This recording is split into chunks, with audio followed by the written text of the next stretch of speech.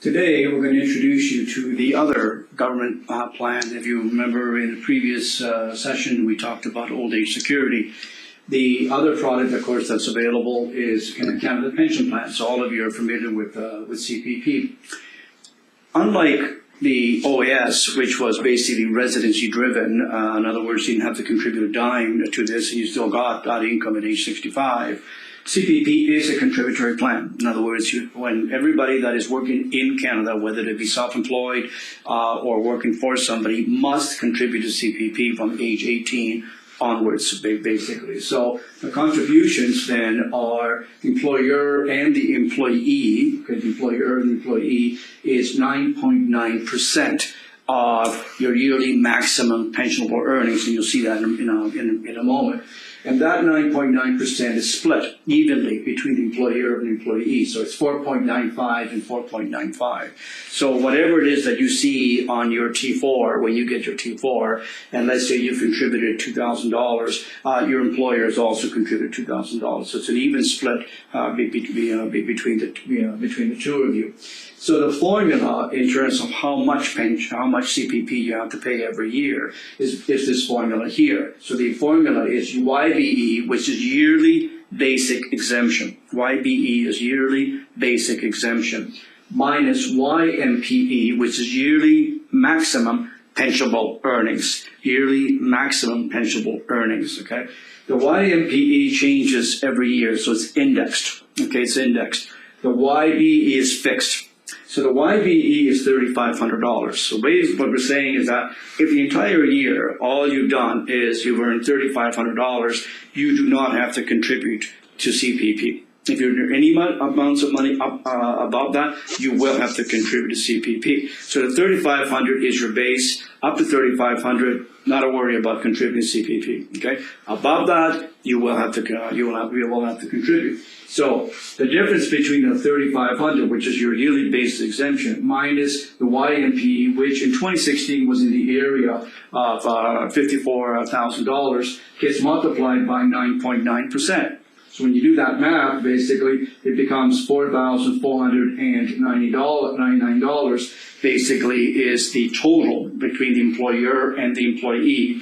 And then, like I said, it's split 50-50. So essentially, it's approximately $2,500 each. So your employer puts in $2,500, you put in $2,500, and you're done. Once again, in order to get the benefit, the very least you must contribute for 10 years. Okay, so there is a bottom line of 10-year contribution. It doesn't have to be continuous to 10 years, but you must have the 10 years in place. Okay. Also, then, in order to get the maximum amount at the other end, you have to contribute for 40 years. So that 10 to 40 years is the same with old age security as it is with the CPP. So if you've been 18 years or older and worked all your life, let's say in Canada, the 40 years will not be an issue. Okay, so you will get essentially the maximum pension amount. But remember that you also have to contribute to the maximum in this year. So it's not just time driven, but it's also amount driven. So if you only earned, let's say, $30,000 this year, then the YMPE is $30,000 because that's your yearly maximum. What we're saying is you don't have to worry about in excess of that. So if you're making $100,000, you're not going to pay 4.95% of $100,000, okay? It's going to be your YMPE, and that's why the YMPE changes every year. So there's a limit to that amount, okay? So basically, if you only earn $30,000, then it's $3,500 minus $30,000 times 9.9%, and then once again it gets split between the employer and the employee. Okay, but if you're earning in excess of that number, then you must use that number. Okay, so the YMP minus your YBE and on goes. Okay, and so like I said, for people that are in that larger marginal tax bracket, they do contribute the maximum amount. So if you've been contributing your maximum amount year after year after year, then you will, so let's say 40 years, then you will be able to get the maximum pension allowed, at age 65. Now, 65 is that median age. Basically, it's that median age. And so therefore, what happens is that you can access your CPP anytime between age 60 to 70. Okay, so you can't start it before age 60. and you must start taking money out the year you turn age 70. Okay, so you have a 10-year window basically where you can start your pension. So let's say at age 65, like I say, that's the median age, and let's say again for simplicity's sake that at 65, had everything been equal, you would have got $1,000 a month for the rest of your life and everything else. So $1,000 a month was the median amount of money. But what if you start earlier? What if you turn around and say, well, I really don't want to wait till 65. I want to start getting my pension out earlier. So as I said earlier, you can't start before age 60. So now here you are at age 60 and you decide that you're going to start your pension. Had you waited to age 65, you would have received, let's say, $1,000 in our example, but you decided to earlier. So at age 60, for every single month that you basically start the pension earlier than age 65, for every single month, you lose 0.6% per month. Okay, you lose 0.6% per month. So for every month that you start your pension earlier than age 65, you lose 0.6%. So if we do the extreme, let's say at age 60, you're going to lose 36%. So if you do the math, you'll see there's 36%. And so therefore, if you were going to get $1,000 at age 65, now because you started at age 60 and you've lost 36%, that's $360. So you're not going to get the entire amount of money. You're going to get $1,000 minus the $360. So basically $640, whatever that number is. Okay, is all you're going to get. So you got to be very careful because that'll be your starting point. So yes, CPP is indexed. So try to keep up with inflation, but it does start at the starting point. So if you started at a low amount at age 60, that is the amount that will be indexed year after year. Okay, so you got to be very careful that if you start too early, you might find that you're not getting as much as you thought you were getting, because you are going to lose 0.6% for every single year, every single month that you start earlier. On the flip side of things, of course, is if you start later, you gain something. Okay, you gain 0.7% for every month that you go beyond age 65. So if you extrapolate that all the way to age 70, you're going to gain 42% on that. So that same $1,000 that you would have got at age 65, suddenly at age 70 becomes $420 more. So you get $1,420.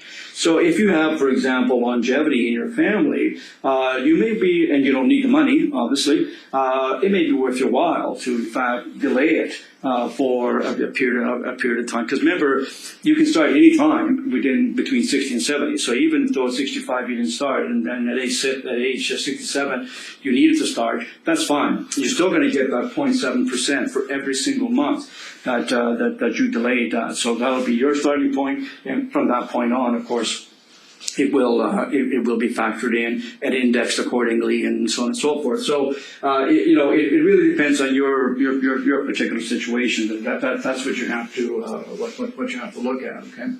The other thing is that should you die, so now let's say you're 70 years old, you're 75 years old, and you died. Okay.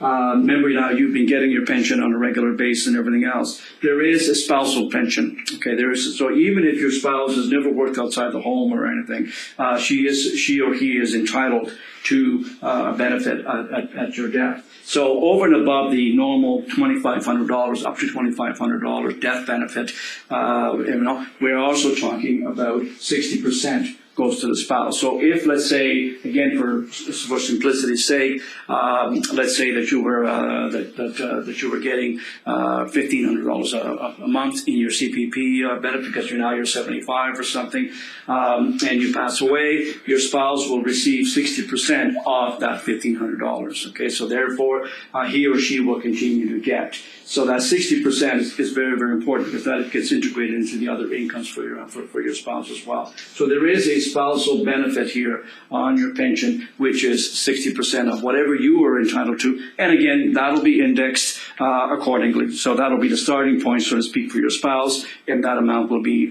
indexed accordingly. CPP is a fully taxable product. Okay, so you will have to pay tax on every dime that you get. It is not subject to clawback. So this is not a means test or anything on that line. This is, remember that you've been contributing to this all these years. So therefore, it is really your money. So therefore, won't have to worry about any kind of clawback. Also, you don't lose this if you ever leave the country. So this is not a residency test either. So if you are outside the country, you'll continue on getting your CPP for as long as you live. So even if you decide to go back to wherever you were born, your home country, whatever it is, you can make arrangements for the monies to be forwarded accordingly, and so you'll continue on getting paid. So it's not residency driven, it's not income driven. It is what it is. This is what you're going to get, and that's all there's to it. There is a child's benefit, children's benefit. So if you happen to have children that are younger than 18, and therefore obviously they're dependents, and you are getting your pension and everything else, they will get a benefit as well as up to age 18. From 18 to 25, there's also child's benefit if they are full-time at school. And that's the most crucial part. So up to age 18, not an issue.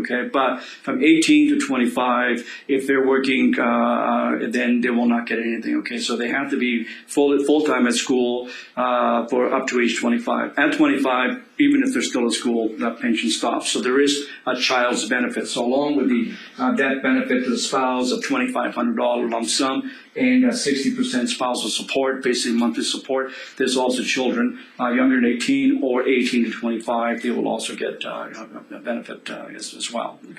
And we'll stop it there. Thank you.